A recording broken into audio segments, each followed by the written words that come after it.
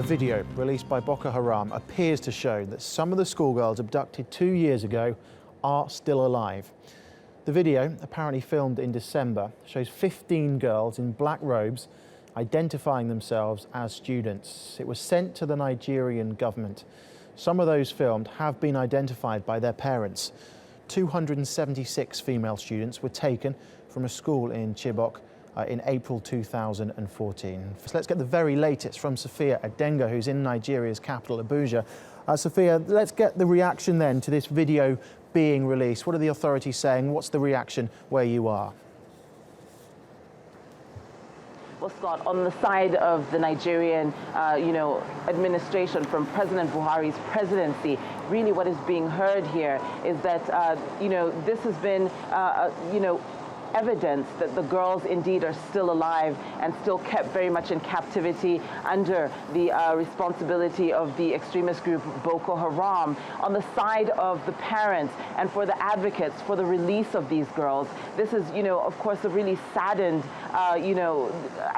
effort in which these girls are still being held almost 24 months after their abduction from their school in northern Nigeria. Of course, the mood from a lot of Nigerians that we have spoken to is very somber.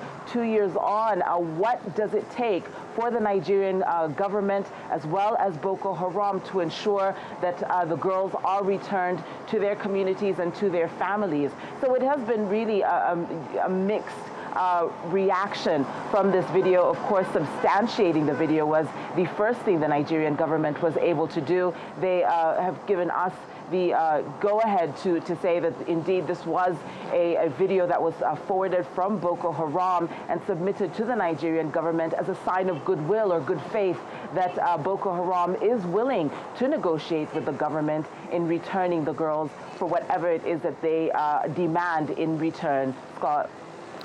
So what else is happening then to mark the anniversary in Nigeria? Well, many people are familiar with the social media campaign Bring Back Our Girls that has spearheaded an awareness campaign throughout the week.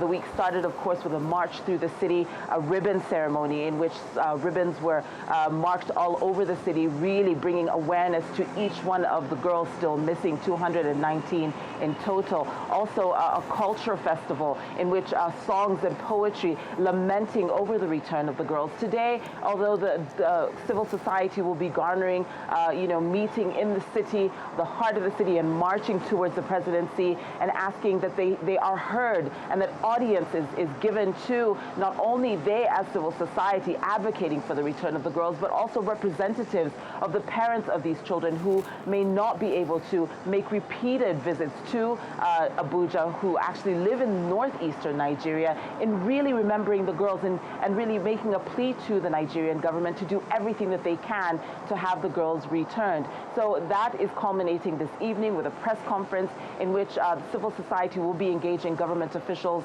in really getting down to the bottom of what is being done and what do we know so far in terms of intelligence in finding these missing girls outside of the video that has been released recently. Scott. Okay, Sophia, thank you very much for the reaction there from Abuja in Nigeria.